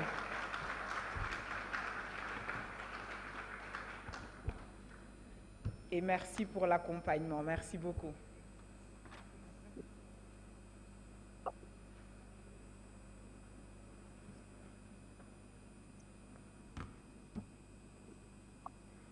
Madame la représentante du ministère de la Justice, Madame la présidente de la SUTWE, Madame la vice-présidente, Madame, Messieurs les présidents des ordres, honorables invités, chers collègues, merci de m'avoir donné la parole pour délivrer ce message au nom du directeur général des impôts et des domaines, Monsieur Jean Connet.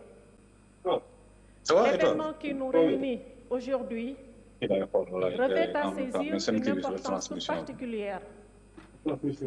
La présence massive de mes sœurs inspectrices et contrôleurs des impôts et des domaines en est la plus belle illustration, si besoin en Il commence était. par la conférence des femmes fiscalistes.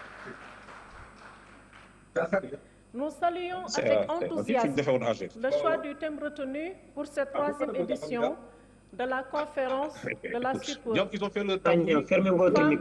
Politique fiscale et souveraineté économique en Afrique de l'Ouest. Harmoniser l'égalité des genres et la responsabilité fiscale. Un thème fort et d'une actualité brûlante. qui mettent en lumière le rôle éminent des femmes sur l'échiquier économique. Malgré les obstacles encore persistants, il y a une de mes prédécesseurs qui le rappelait, liés notamment à l'accès au financement, à l'accès aux fonciers, mais également à bien d'autres domaines encore. Ces questions seront, à n'en point douter, approfondies lors des différentes sessions techniques prévues tout au long de cette journée. Celle-ci s'annonce particulièrement riche, tant par la qualité des panélistes, parmi lesquels figure notre sœur, Mme Diariatou Aïdara Kamara, que je salue et dont le leadership n'est plus à démontrer, que par la pertinence des sous-thèmes qui y seront abordés. J'ai pour ma part été particulièrement sensible à la programmation de la session dédiée à la santé, centrée sur notre condition de femme. Il est en effet essentiel de lever le voile sur certaines questions qui sont parfois jugées tabous, mais qui font partie intégrante de notre réalité. Loin d'être des handicaps, elles constituent au contraire des sources de force, d'efficience, de détermination et de motivation dans la poursuite de nos objectifs. En conclusion, je prie que cette conférence se déroule sous les meilleurs auspices, qu'elle soit fructueuse pour chacune et chacun d'entre nous et que nos invités qui sont venus d'autres contrées se sentent chez eux au pays de la Teranga. Je vous remercie.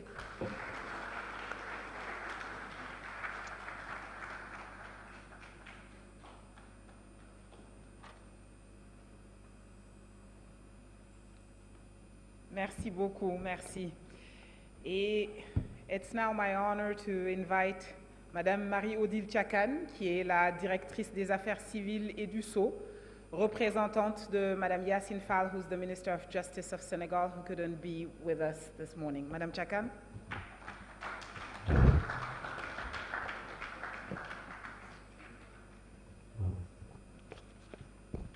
Je vous remercie de me donner la parole, Madame. Madame la Présidente de Sud Sénégal, Madame la Présidente de Sud-Afrique de l'Ouest, Monsieur le Président du WAOTI, Monsieur le Président de l'Ordre national des experts du Sénégal, Monsieur le Président de la section fiscale de l'ONES, Madame la représentante de la DGID, Madame la représentante de IBP Sénégal, Mesdames les présidentes des suites nationales, Mesdames, Messieurs, distingués invités. Il est des dynamiques qui traduisent plus qu'une évolution. Elles révèlent une transformation. La tenue de cette troisième conférence de Suite Sénégal en est l'illustration. Chères sœurs, nous ne sommes pas réunis simplement pour examiner une thématique. Nous sommes ici pour interroger un levier essentiel de souveraineté, à savoir la politique fiscale, et pour poser une exigence, celle de son articulation avec l'égalité de genre. C'est donc à ce titre que je prends, au nom de Madame le ministre de la Justice, garde des Sceaux, la parole.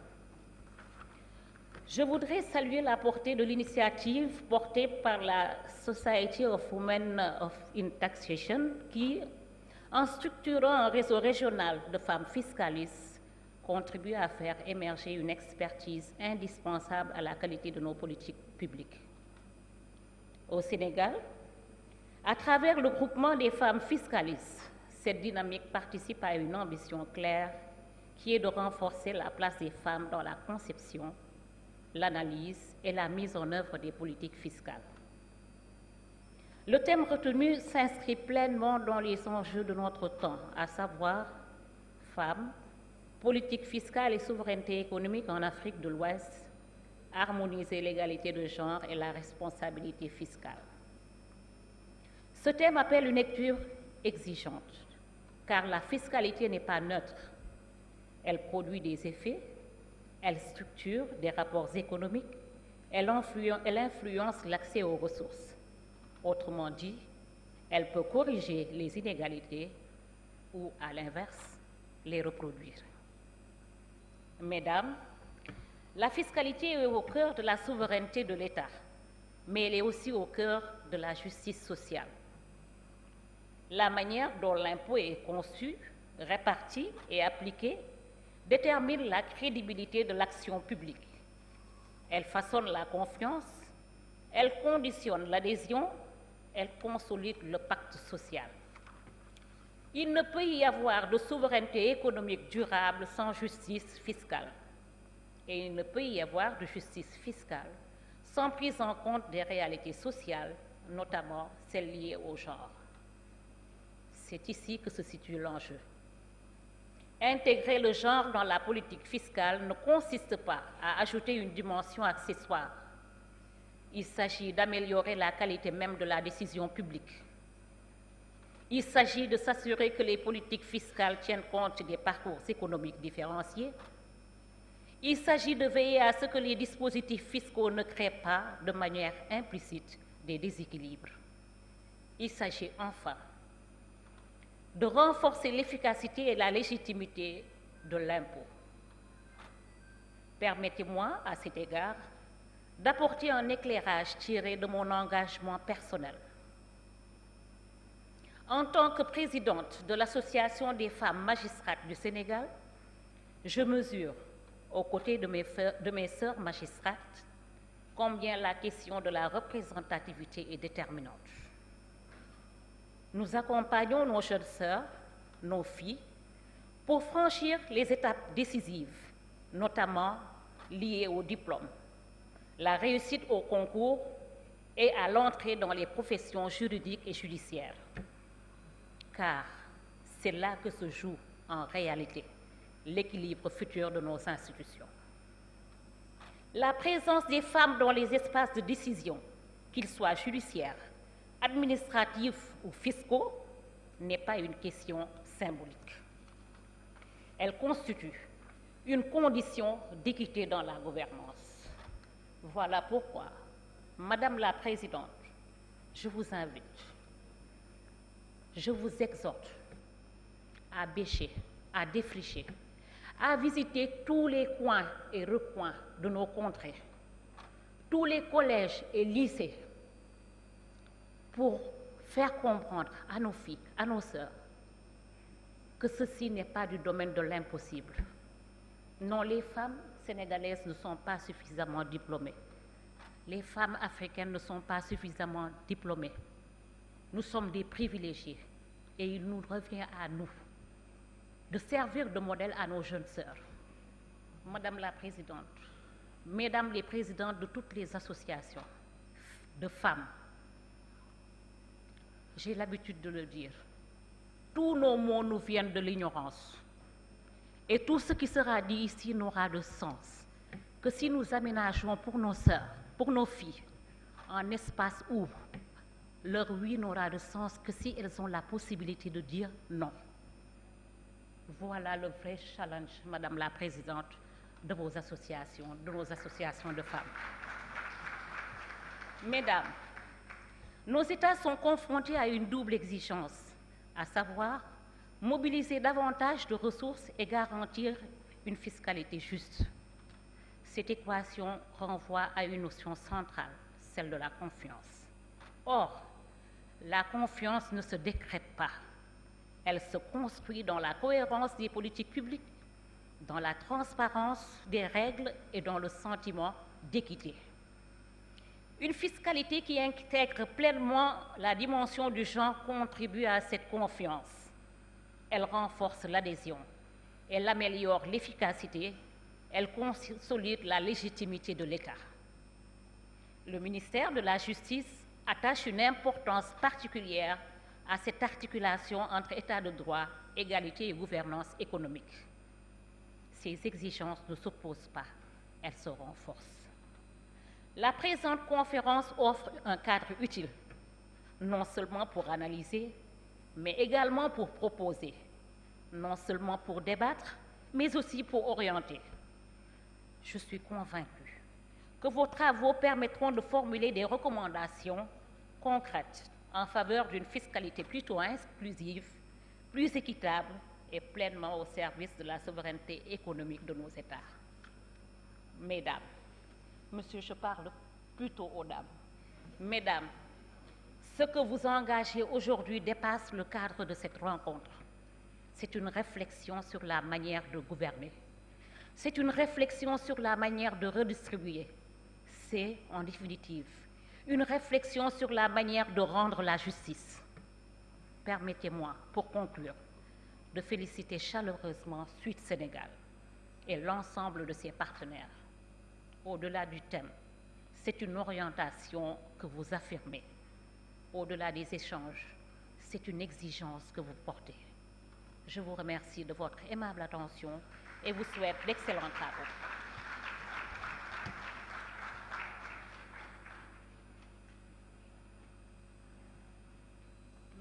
Merci beaucoup, Madame la Directrice. Merci beaucoup. Merci pour ces paroles inspirantes. Je voudrais remercier aussi les différentes délégations qui sont là. Bien sûr, le Sénégal qui accueille, le Nigeria, le Ghana, la Gambie, le Bénin, le Burkina Faso, la Côte d'Ivoire et le Togo. On peut applaudir. On a des gens qui nous viennent quand même de loin. Applaudissons. Au début, j'ai dit que c'était le pays de la Teranga. Applaudissons nos hôtes. On peut faire mieux que ça. On peut faire mieux que ça. C'est les femmes. On a besoin de plus d'énergie que ça. Très bien. Je vois des boîtes arriver. Apparemment, il y a des cadeaux à remettre. And because we did say that it was the land of hospitality, the land of Teranga, and this is what Teranga means when you receive a guest. Just to tell them thank you for coming, you give them gifts. So, Daifatou, est-ce que tu veux venir pour les cadeaux?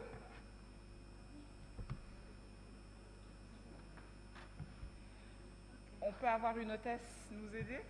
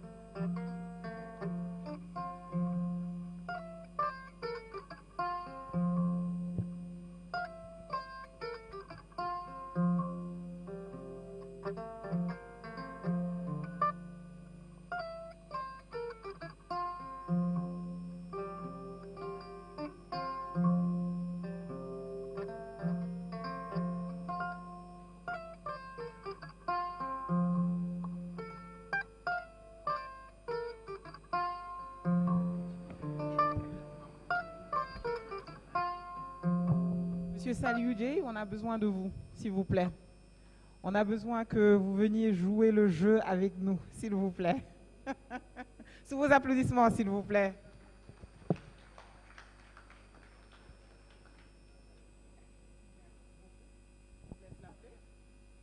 Monsieur le Président Samuel. President of Wati. On va vous demander d'aller au milieu pour la photo.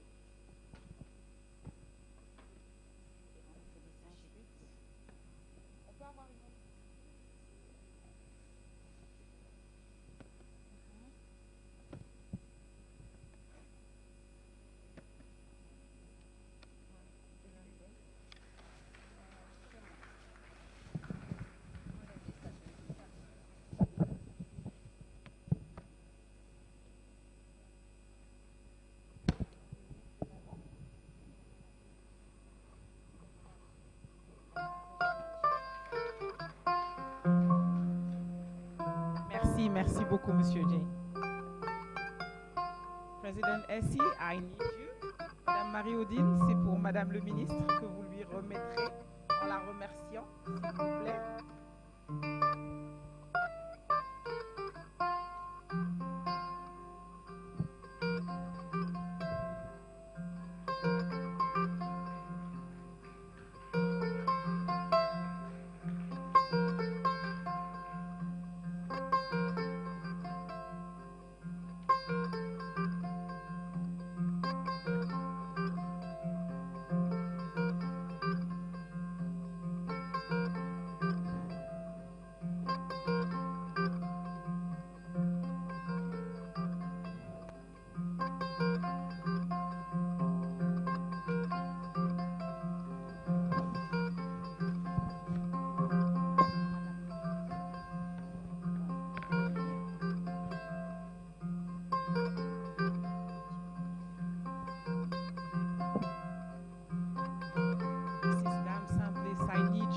Again, please.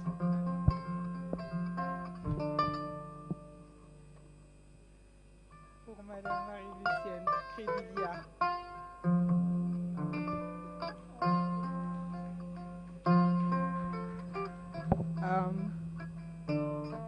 Good afternoon, everyone. Please, I crave your indulgence to say just one or two things about Waute and Sweater. Please, I'm sorry I have to say this. In the beginning, when we started running for Waute in 2011,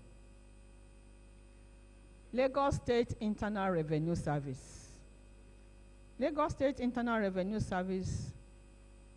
was our major sponsor. Please, Lagos State Internal Revenue Service staff here, can you stand up for recognition?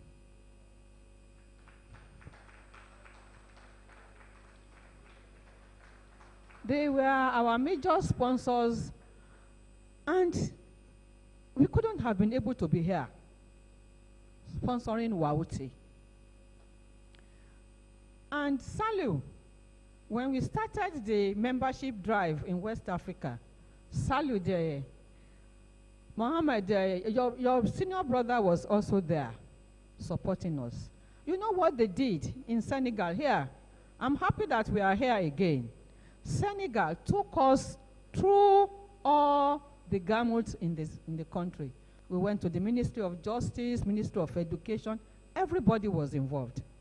Salu, thank you very much. And, you know, when I approached him to say, Salu, it's your turn to be president. He said, I can't do it. I said, you will do it. I said, no, you will do it. You have to do it. And he did fantastically well. Fantastically well. Thank you, Salu. For Sweet, Justice Melbourne, please, can you stand up? When we started canvassing for Sweet, I was always on the neck of Ghana, and she was the one I was sitting on her neck. I sat on her neck to say, Ghana must have Sweet. Ghana must have Sweet. And here we are today. Here we are today. I just want to appreciate all those who have contributed to Sweet. And I remember, and we should not also forget, Madam Aishata Jibo of Niger. She was there and mobilized. Unfortunately, I think she has some health challenges. That's why she's not moving around. But she's always in touch. So I want to appreciate everybody.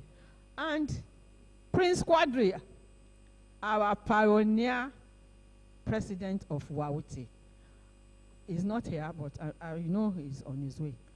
I want to appreciate everybody here, the founding fathers, everybody that is here. Thank you very much. I am very, very happy. Thank you, thank you, thank you. Thank you, thank you, thank you to you too.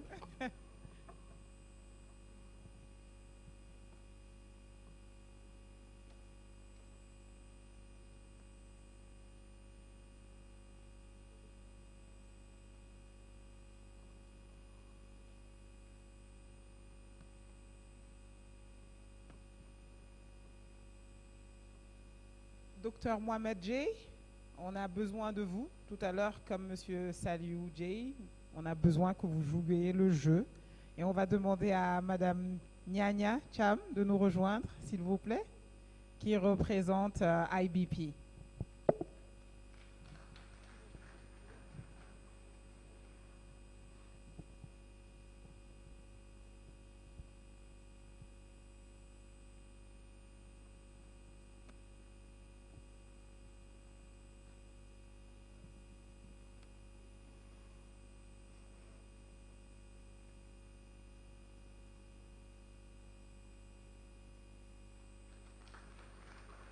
Félicitations.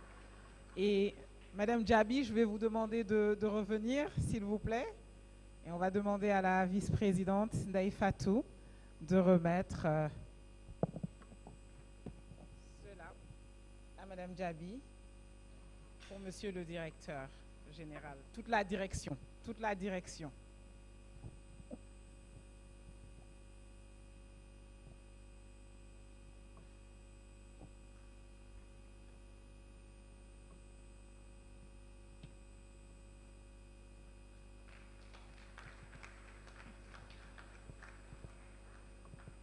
Félicitations.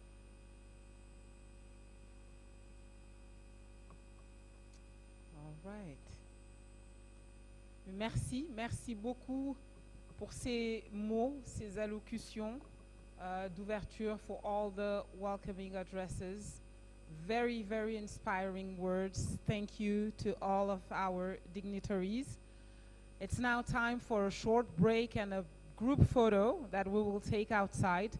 And then we'll be back in about 15 to 20 minutes in the room. C'est l'heure de la pause. Je pense qu'on a tous besoin de se dégourdir un peu les jambes, de prendre un petit café, de faire la grande photo de famille et de se retrouver dans la salle dans une vingtaine de minutes. Merci.